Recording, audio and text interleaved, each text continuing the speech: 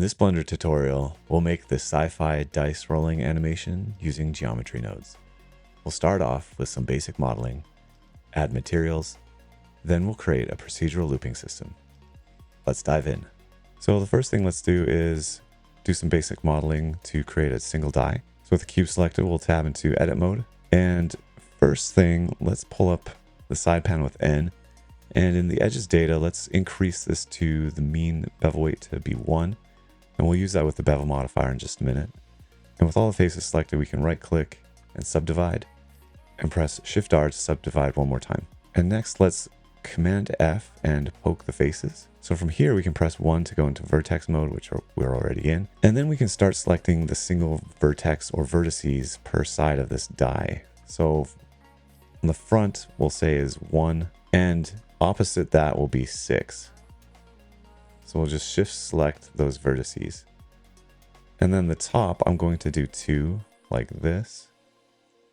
And this side, I'm going to do 3 like so. And so opposite 3 is 5. So select these vertices. And opposite 2 is 4.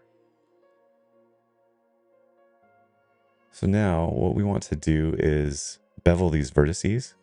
And it's really important to look at the side with 6 because this is the side that will get the tightest. So we can press Control Shift B, and holding Shift before those hit will release.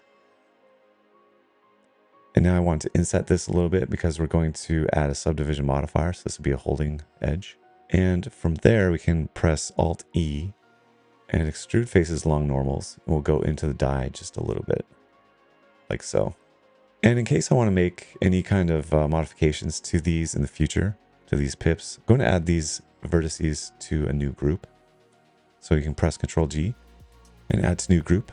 And that group appears here in the data tab with this vertex group. So I'm going to call that pip. So now if we were to deselect those vertices, but we want to select them again, we can just click select to get that selection back really quick. So let's add some modifiers to finish this off. We can tab into object mode and press Shift A in the modifiers, and we'll type bevel. And we want to limit that based on the weight that we gave it at the start. So now it's just the cubes, the original cube's edges that are going to be beveled. So let's add maybe 6 segments, and we'll adjust this offset, this amount, until it gets a nice rounding. And that'll help with the reflections later on. So from here, we can press Control 2 to give it a subdivision modifier. And that's looking pretty good. I don't like how these look.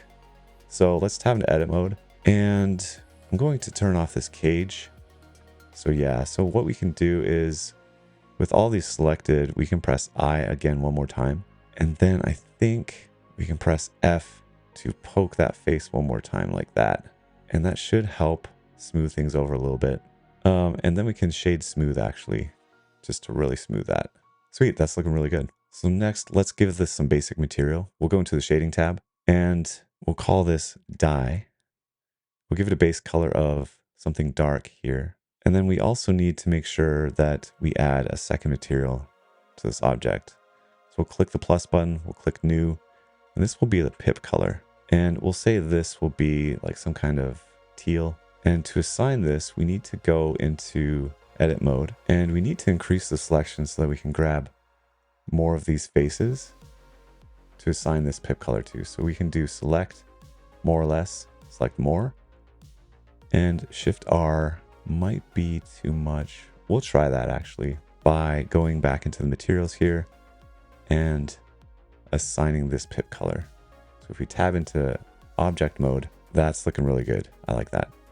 So this pip, I'm actually going to hover over the space color and Control C, go into this emission and Control V.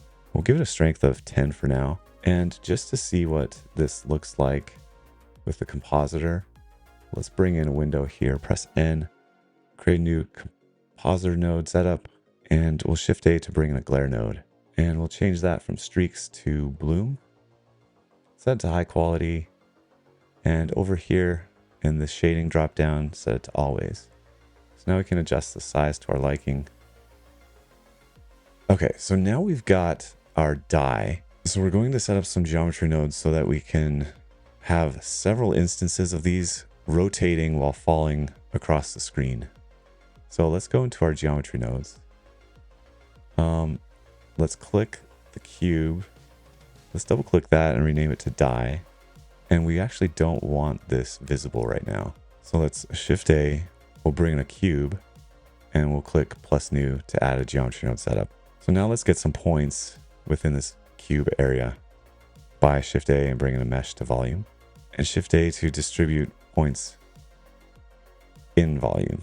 So on these points, we'll add the die or the dice. So let's crank this up a bit, maybe to 15. And we'll tweak this as we go. So let's Shift A to add instance on points. And from the outliner up here, we can take this die and drag that into our geometry node area. And we'll take the geometry and plug that into the instance. So now these are super huge. So let's turn the scale down here quite a bit to see what that looks like. That's looking pretty good. Some of these are clipping each other, like these ones right here. So what we can do is bring in a merge by distance, and we can just shift drag this to get rid of those so that we don't have any overlapping. So let's look at the camera and let's change that so that it's facing forward. So click the camera in the outliner, press Alt R and Alt G to reset its rotation and location. And then we'll press GZ, Z twice, and then pull that back till we start to see those dice like that. Okay, so now what we can start doing is start rotating these. In fact, let's give these a random rotation just so it looks a lot more interesting. To do that, we can Shift A to bring in a random rotation node and then plug that into the rotation of these instances. And I'm just looking to see if there's any that are clipping, which they are, so they're still a little too close. So I'll get rid of some more there by Shift and dragging that threshold. What does it look like in material preview? Cool. What we want to do is over time, we want these to be rotating. And since this is going to be a seamless looping animation, they'll have to rotate a full 360 degrees per axis. Or if you want them rotating faster, any multiple of 360 degrees. So to do that, let's set up an animation driver. Let's Shift A and bring in a scene time node. And we'll pull that frame out into a math node. And we'll change that to divide. And the number we need to divide by is the end frame amount here. And I like to right click that, copy as a new driver, and then right click and paste that as a new driver. So if these numbers change, it changes in that math node and stays in sync. So now this gives us our factor of 0 to 100% of our animation. So now we can Shift A to bring in a rotate instances, and we'll use this factor with a math node and multiply 0 to 1 by tau, which is 360 degrees. And then the output of this will combine into an XYZ node. And you can pick one or two axes to spin on. So I'm just going to pick X and Z. And we'll put that into the rotation input of this rotate instances. And if we press play, these should all rotate.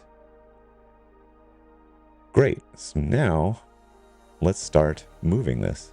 Well, we only have one instance of this cube being converted to points. So we're going to need a couple more of those. And we can Shift A in the modifiers here to add an array modifier.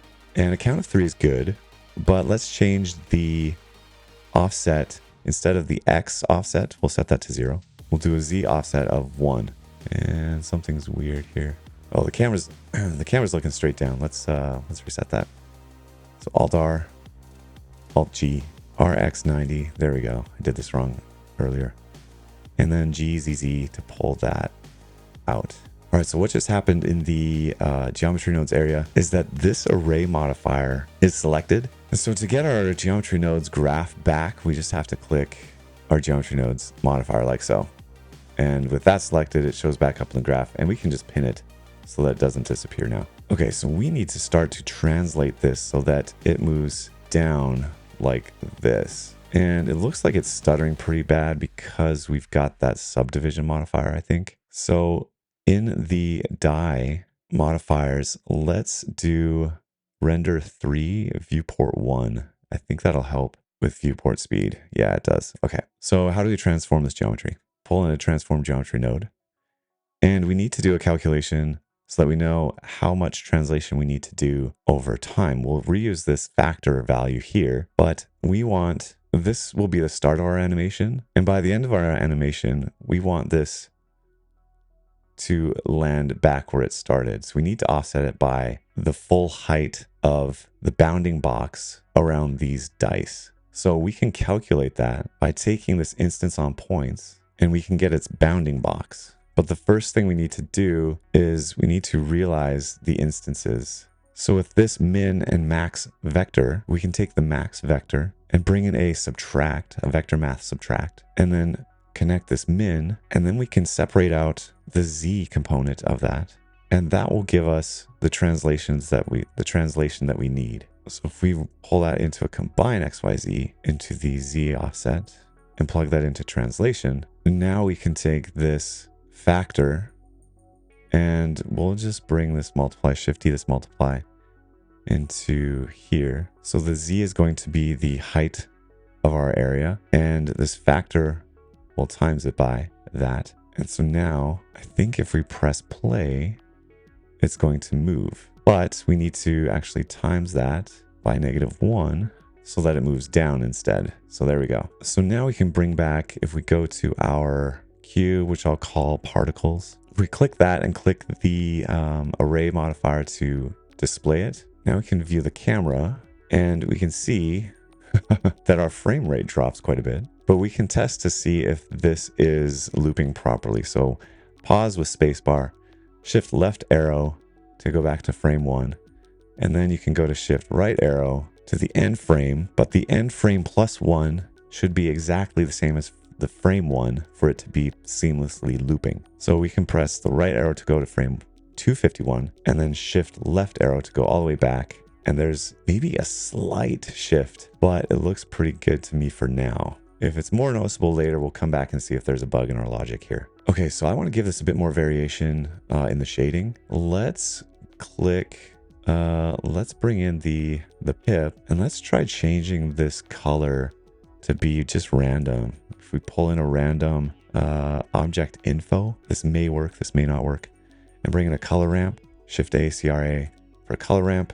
And this black, I'm going to hover over this blue and control C and then control V over that black, and then click the white, and I'm going to click just like a complementary color. If I change this to constant and then distribute stops from left, now we've got the 2 and the random. Hopefully this works. It didn't work. Okay, that didn't work. So let's fall back. Let's go to geometry nodes, and I've got all these points. Let's shift A and add attribute, store named attribute. And I'm going to add just the float, and that's going to be a random value between 0 and 1, and I'll name that pip color. And now if we go back into the shading, let's press X to delete that node, and we'll shift A to bring in an attribute node.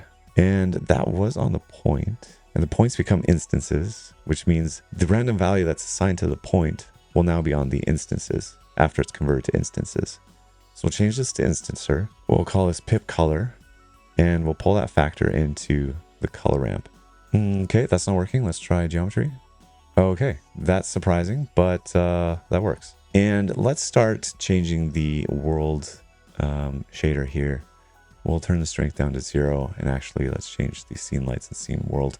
Let's give it a bit of volume here with a principled volume, and we can turn that density down a bit. That'll just push some of these dice into the background. I kind of don't mind that. What I might do though is, what if we shift A, add a plane, rotate that on the x-axis 90 degrees, GY to pull that back on the y-axis, scale that up a lot, go into camera view, and let's take this light here and Alt-G that.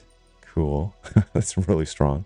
Let's move that off to the side though. Press G and pull that over. And let's go into light properties. Let's change the power down to 100 maybe 50. And we'll change the color to be an orange. Shift D, move that on the X, and we'll change this color to be a cyan or a teal. And I think we need to click this plane, give it a new material. We'll just drag that white slider down so it's dark. Okay, so now let's go to the camera, and I want to change the viewport display, crank this passport 2 up. I'm going to click these dice and make sure there aren't any that are obviously clipping. I think we're almost ready to render. What I might do though is let's look at this compositor. Let's add Shift A to add a contrast node, and let's increase the contrast a little bit. Okay, so some final touches that we can do in geometry nodes is we can change this density by dragging this to the group input, and that will show up in our particles modifier stack here. So we've got our density there, and we can also change the scale like so. So if we shrink these dice down and increase the density maybe to 20, you can play around with it to see what you like for the animation. I'm going to increase this just a little bit. Now there's a lot to inspect as far as clipping goes, but it looks pretty good to me.